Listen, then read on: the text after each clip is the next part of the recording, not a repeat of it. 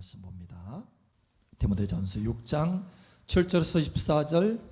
우리가 세상에 아무것도 가지고 온 것이 없음에 또한 아무것도 가지고 가지 못하리니 우리가 먹을 것과 입을 것이 있은즉 족한 줄로 알 것이니라.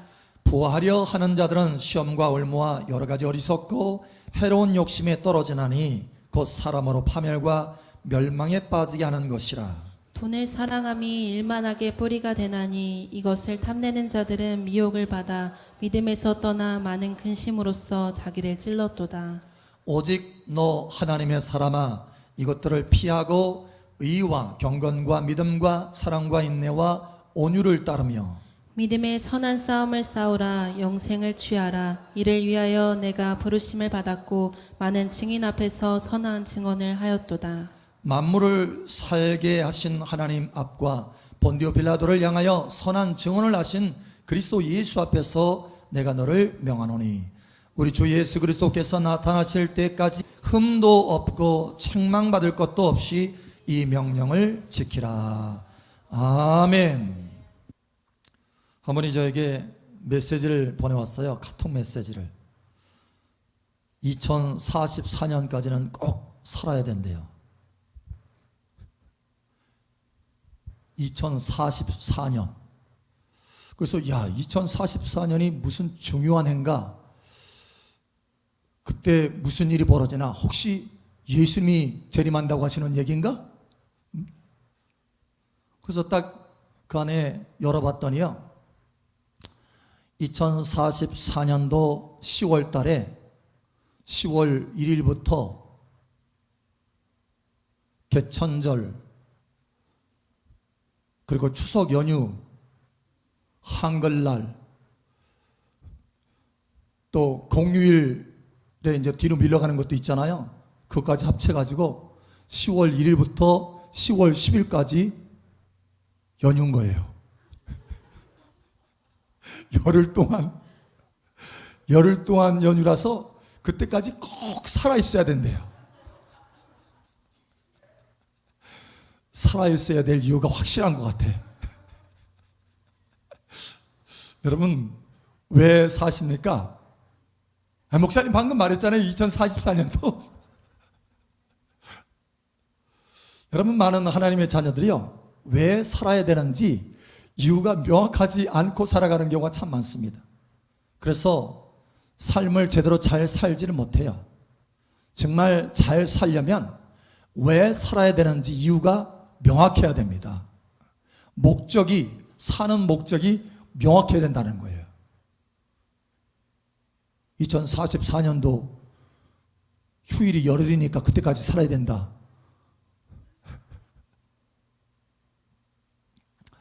여러분, 잘 사는 게 뭘까요? 우리가 이 땅에서 살아가는데 잘 살아가는 것. 여러분, 오늘 잘 사셨습니까? 자신감이 없으신 것 같은데? 오늘 잘 사셨나요? 잘 사셨어요? 목사님, 밥 잘 먹고, 일 잘하고 잘 살았습니다. 잘 사셨나요? 왜 말씀이 없으셔? 마스크 쓰셨다고 지금 마스크 뒤에 숨고 계시는 거죠? 여러분, 세상에서는요, 잘 살았다 하면 정답이 보통 이거죠. 건강하게 잘 살고 우리 자식들 다 잘 되고요, 돈도 넉넉하게 벌고 더 이상 뭘 바라겠어요? 그죠? 잘 사는 거잖아요. 그죠? 심지어 하나님의 자녀들도요, 목사님, 저요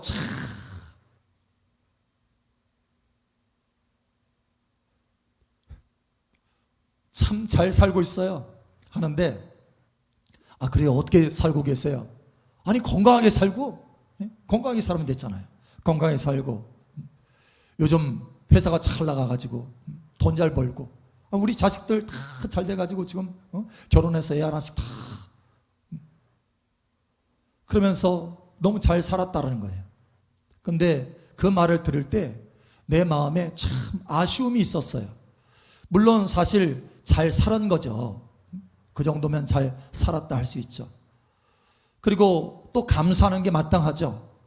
그런데 사실은 그거보다 더 많은 것들이 있다는 것을 여러분 아시기를 바랍니다. 하나님의 자녀들은 그것이 전부가 아니에요. 세상 사람들은 그게 전부고 그것이 잘 살았다고 하는 정답일 수 있습니다.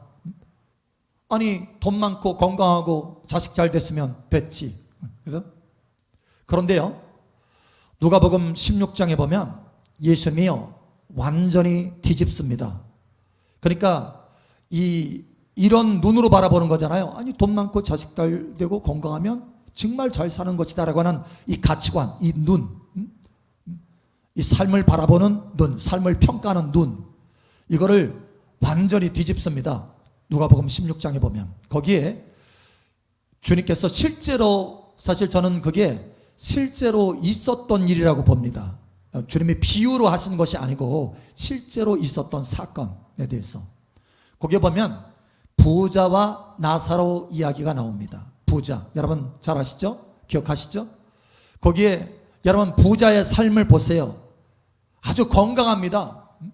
아팠다고 하는 그 말이 한마디도 없어요. 거기에 건강해요. 그리고 잘 됐어요. 집안이 다 잘 돼가지고 더군다나 아주 부해서 날마다 파티합니다. 파티, 사람들 데려다가 그냥 동네 사람들 다 불러가지고 신나게 파티하고 먹고 마시는 거예요. 그러니 사람들 가운데, 동네 가운데는 유명인이 된 거예요. 그 도시의 유명인. 정말 저 사람 부자고 잘 됐다, 성공했다, 이런 소리 듣는 거예요.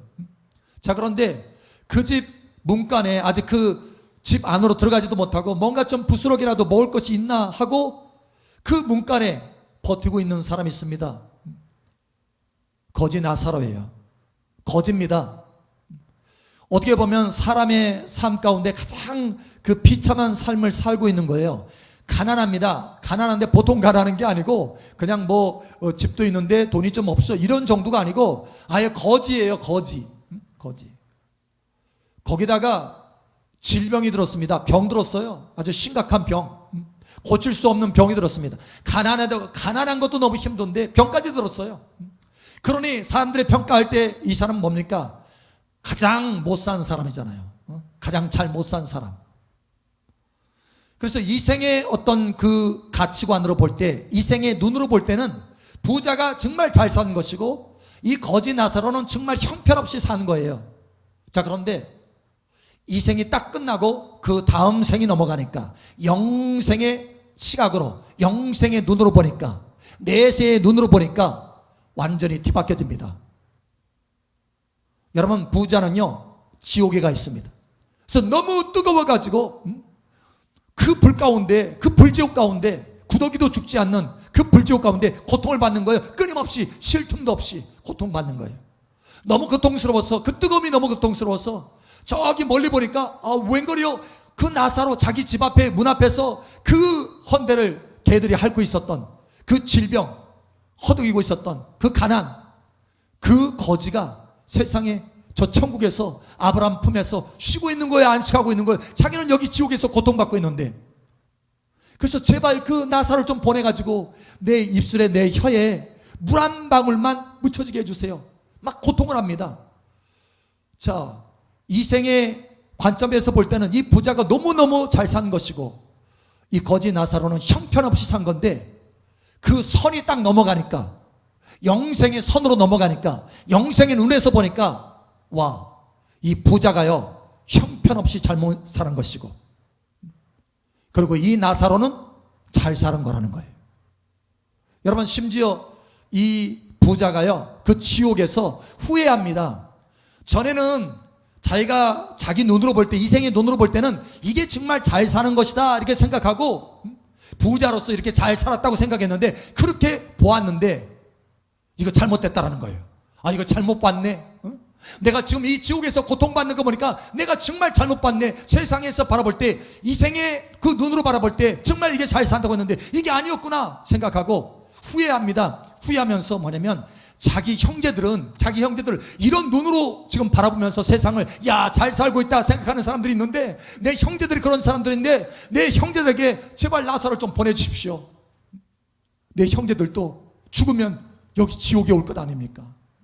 영원한 실패자로, 영원히 잘못 사는 사람으로 이 지옥에서 살 것 아닙니까? 여러분, 그러면서 나사로를 제발 자기 형제들에게 보내달라고 얘기합니다. 그러니까 영생의 눈으로 보니까 완전히 뒤집어진 거예요. 여러분, 자, 이 생과 영생을 다 합쳐서 누가 잘 사는 겁니까? 여러분, 비록 이 생의 눈으로 볼 때 정말 비참하게 산 거지 나사로를 할지라도 영생의 눈으로 보니까 영원히 잘 사는 사람은 이 나사로라는 거예요. 여러분, 이 시간 눈이 바뀌어지기를 예수 여러분 축복합니다.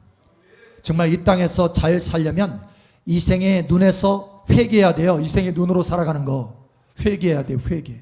돌이켜서 영생의 눈으로 나의 삶을 다시 봐야 됩니다. 영생의 눈으로 보시기를 축복합니다. 많은 하나님의 사람들이요, 갈팡질팡합니다. 갈팡질팡.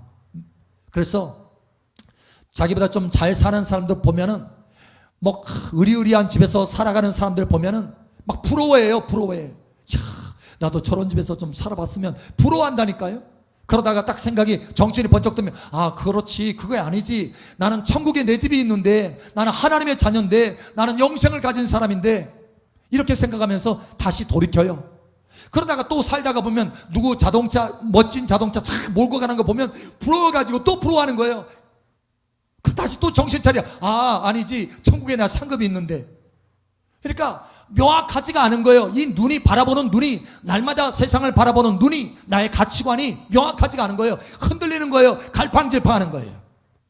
여러분, 이제는 온전히 회개하시기를 축복합니다. 우리 눈 회개해야 돼요. 눈. 한때 여러분, 그 광고 가운데 아주 인기가 있는 광고가 있었잖아요. 부자 됐어요. 여러분, 부자 됐어요. 그렇죠? 여러분, 부자 되세요. 아, 저도 자꾸 듣다 보니까 좋더라고요. 부자, 그러면 여러분, 가난하게 되세요. 이거보다는 낫잖아요. 부자 되세요. 그런데 여러분, 이게 세상의 가치관입니다. 세상의 눈이라는 거예요. 이 생의 눈.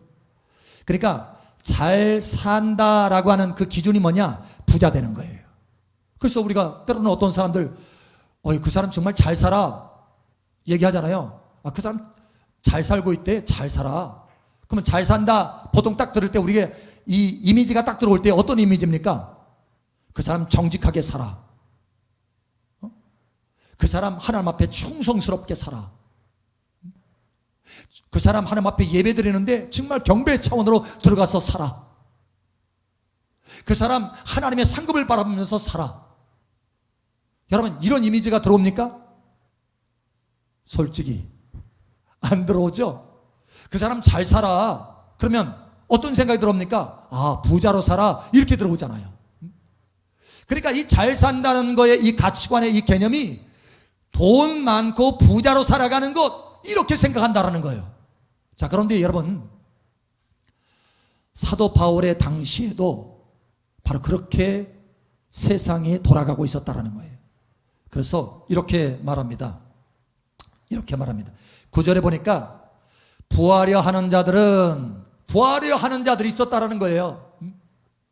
그런 사람들이 많이 있었다라는 거예요. 그런 사람들 가운데 살아가고 있는 이 디모데, 사랑하는 아들과 같은 청년 디모데에게 지금 간곡히 편지를 보내면서 그러한 삶에서 네가 돌이켜야 된다, 이렇게 얘기하고 있는 거예요. 그러면서 얘기하는 것입니다.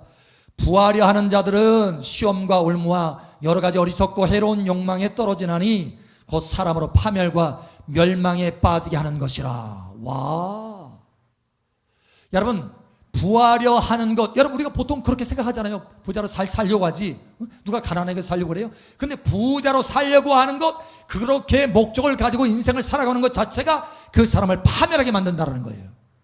부패하게 만들고. 여러분, 벗어나시기를 예수님 축복합니다. 우리의 삶의 이유와 목적은 다르다라는 거예요. 자, 그러면서 이렇게 말합니다. 11절 12절 오직 너 하나님의 사람아 이것들을 피하고 의와 경건과 믿음과 사랑과 인내와 온유를 따르며 믿음의 선한 싸움을 싸우라. 영생을 취하라. 이를 위하여 내가 부르심을 받았고 많은 증인 앞에서 성한 증언을 하였도다. 아멘. 야, 이것들을 피하래요. 피하라는 거예요. 이런 세상의 가치관, 멸망하게 하고 파멸하게 하는 이런 가치관에서 벗어나라는 거, 피하라는 거예요.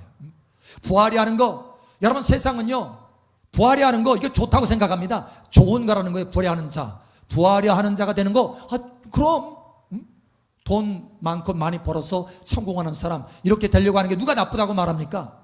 그런데 하나님의 말씀에는 그렇게 추구하는 사람, 이것은요, 멸망하게 된다는 거예요. 부패하게 된다는 거예요. 여러분, 이제는 눈이 열리시기를 예수님 축복합니다. 우리가 추구하는 것은 부하려 하는 것을 추구하는 것이 아니라 하나님의 부르심을 추구하는 거예요. 부하려고 되는 것을 추구하려는 것이 아니라 하나님의 부르심을 추구한다. 할렐루야.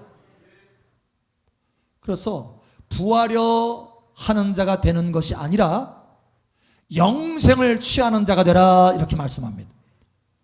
그러니까 이생의 눈으로 생각할 때는 부하려 하는 것이 최고라고 여겨지지만, 그러나 영생의 눈으로 바라볼 때는 이게 멸망케 하는 것이고, 이게 파멸하게 하는 것이고, 이게 부패하게 하는 것이라는 거예요. 대신 영생의 눈으로 바라볼 때 가장 중요한 게 뭐냐? 영생을 취하는 것이다라는 거예요. 여러분, 영생의 눈으로 바라보시기를 축복합니다. 그래서 영생을 취하는 자가 되어야 된다. 돈을 취하려고 하는 것이 아니라 영생을 취하려고 오늘 살아야 된다는 거예요. 오늘 우리가 살아가야 되는 목적이 다르다는 것입니다. 목적이 달라요. 여러분, 우리가 부르심이라고 할 때 우리가 보통 하나님 나의 부르심을 깨닫게 하시고 막 기도하잖아요. 하나님 나의 부르심을 깨닫게 하시고.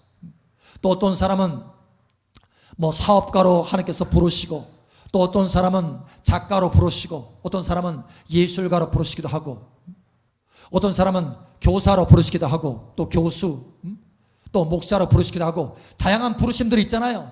우리는 생각할 때 그게 부르심이라고 생각합니다.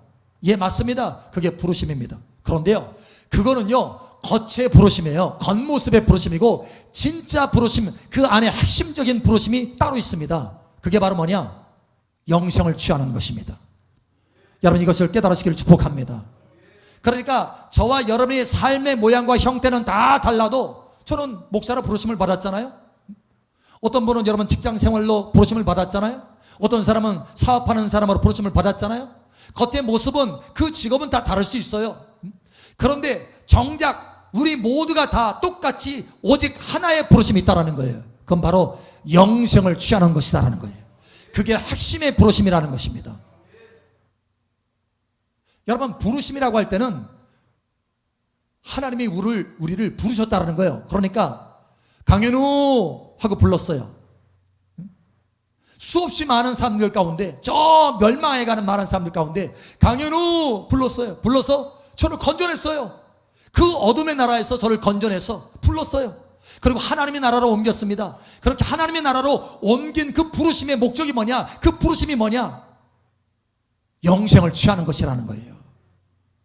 저와 여러분의 이름을 불러서 저 지옥에서 건져서, 저 어둠의 나라에서, 사탄의 나라에서 건져서 하나님의 아들의 나라로, 예수님의 나라로, 하나님의 영광의 나라로 옮긴 그 이유, 그 부르심이 목적이 뭐냐? 영생을 취하는 것이다라는 거예요. 여러분, 영생을 취하시기 바랍니다. 그래서 오늘 사도 바울이 디모데에게 간절히 말합니다. 사랑하는 아들에게, 사랑하는 아들과 같은 이 사람에게, 청년에게 말합니다. 너는 이 모든 것을 피해라. 세상의 눈으로 바라보는 거 피해라. 너는 이생의 눈으로 바라보는 것에 대해서 피해라. 이걸 피하고 오직 영생을 취하는 자가 되라. 이것이 너의 부르심이다 라고 말씀하고 있는 거예요. 다윗이라는 사람을 보면 그 부르심이 무엇인지, 그러니까 이 땅의 삶이 전부가 아니고 오직 영생의 삶이 전부라는 것을 알았어요. 그게 너무 중요하다는 거 알았습니다. 그래서 그는 주님을 추구하는 사람이 되었어요. 시편 27편에도 그렇잖아요. 오직 나의 평생 한 가지 소원이 있는데 주의 아름다움을 바라보는 것입니다. 성전에서 주의 아름다움을 바라보는 것입니다. 시편 23편에 여호와는 나의 목자시니, 그러니까 주님만 막 따라가는 거예요. 주님만. 여러분, 영생을 취한다는 거, 그게 구체적으로 뭔지 아세요? 영생을 취하는 거. 영생을 취한다는 거. 여러분, 어느 날 부자 청년이요, 그 부자와 이 거지 나사로에 있는 그 부자가 아닙니다. 부자 청년이 어느 날 예수님을 찾아왔습니다. 그러면서 물어봅니다. 주여, 내가 어떻게 하면 영생을 얻을 수 있겠습니까? 라고 물어보자 예수님께서 십계명에 대해서 쭉 말씀하십니다. 이걸 지켜야 된다. 그러니까 주여, 내가 어릴 적부터 다 지켰나이다. 무엇이 부족합니까? 그러니까 주님이 네가 온전하고자 할진대 그 모든 것을, 내 소유를 가난한 자들에게 다 팔아서 주고 나를 따라오너라, 이렇게 말합니다. 그러니까 영생을 취하는 것, 영생의 핵심은 뭐냐? 주 예수님을 따르는 것입니다. 저와 여러분의 범사의 날마다 매일의 삶 속에 주님을 따르는 것입니다. 할렐루야. 주님의 말씀을 따르는 것입니다. 주의 뜻을 따르는 것입니다. 할렐루야. 이게 영생을 취하는 것입니다. 여러분, 다윗은 날마다 여호와는 나의 목자시니 하면서 주님을 목자 삼아서 날마다 주님을 따르면서 내가 주의 뜻 행하기를 즐기오니 하면서 주님을 따라갔습니다. 영생을 취하는 자가 됐다는 거예요. 여러분, 시편에 보면 다윗이 이렇게 말합니다. 시편 39편 4절에서 7절, 여호와여 나의 종말과 연한이 언제까지인지 알게 하사 내가 나의 연약함을 알게 하소서. 주께서 나의 날을 한 뼘 길이만큼 되게 하심에 나의 일생이 주 앞에는 없는 것 같사오니 사람은 그가 든든히 서 있는 때에도 진실로 모두가 허사뿐이니이다. 셀라. 진실로 각 사람은 그림자같이 다니고 헛된 일로 소란하며 재물을 쌓으나 누가 거둘는지 알지 못하나이다. 주여, 이제 내가 무엇을 바라리요? 나의 소망은 주께 있나이다. 아멘. 여러분, 이 말씀이 저와 여러분의 마음에 새겨지기를 축복합니다. 주여, 이제 내가 무엇을 바라리요? 이 땅에서 바라볼 거 없다라는 거예요. 재물 내가 쌓은들 그거 누구 것이 될지 알지 못하고 그거 헛된 것이라는 거예요. 내 인생 그림자와 같이 순식간에 지나간다라는 거예요. 그러니 내가 추구할 거, 이 땅에서 바라볼 거 아무것도 없다. 오직 주님밖에 없다. 할렐루야. 주여, 이제 내가 무엇을 바라리요? 나의 소망은 주께 있나이다. 너 하나님의 사람아, 이 모든 것에서 피하여서 돌이켜서 영생을 취하는 자가 되라. 이것이 너의 부르심이다 라는 거예요. 예, 다윗은 그러한 삶을 살았어요. 여러분, 아브라함도 마찬가지입니다. 아브라함도 그래서 주의 말씀을 따라갔다 이렇게 말합니다. 영생을 취하기 위해서 그의 모든 것들을 다 뒤로하고 주의 말씀을 따라갔어요. 그는 나그네의 삶을 기꺼이 살았습니다. 갈대아 우르라고 하는 그 원래 터전이 있었지만 날마다 나그네의 삶을 주님의 말씀 따라서 인생길, 나그네의 삶의 길을 걸어갔다는 거예요. 왜요? 이 땅에 보이는 눈의 이 삶이 전부가 아니고 영생이 전부기 때문에. 할렐루야. 그래서 하나님이 예비하신 하늘의 성을 바라보면서 달려갔다라고 말하고 있습니다.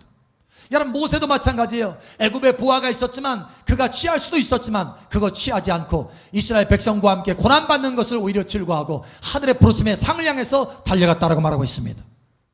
여러분, 저와 여러분의 삶, 정말 잘 사는 삶이 무엇이냐?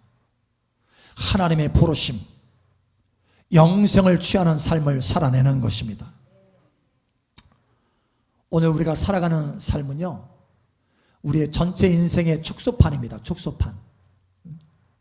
오늘 잘 살아가야 돼요. 오늘. 아니, 목사님, 내일 잘 살면 되죠. 내일 잘 살면 되죠. 그러면 내일 딱 가요. 내일이 또 뭐가 돼요? 오늘이 되네. 아니, 목사님, 또 내일 잘 살면 되죠. 그 다음 내일 가면 오늘이 돼요. 아니, 목사님, 또 내일 있잖아요. 내일. 여러분, 평생 그렇게 살다가 결국은 영생을 취하는 삶을 제대로 살지 못하는 거예요. 오늘 제대로 살아야 되는 것입니다. 여러분, 오늘 잘 사셨습니까? 이제 진짜로 물어보는 거예요. 오늘 잘 사시기를 축복합니다. 오직 우리가 살아가는 이유가 분명해야 됩니다. 이유가 분명해야 잘 살 수 있어요. 이유가 뭡니까?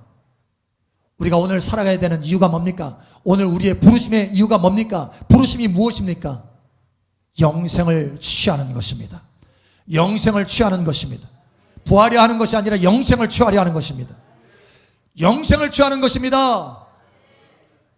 영생을 취하는 삶을 매일 삶으로 잘 사는 여러분 되시기를 예수님 여러분 축복합니다.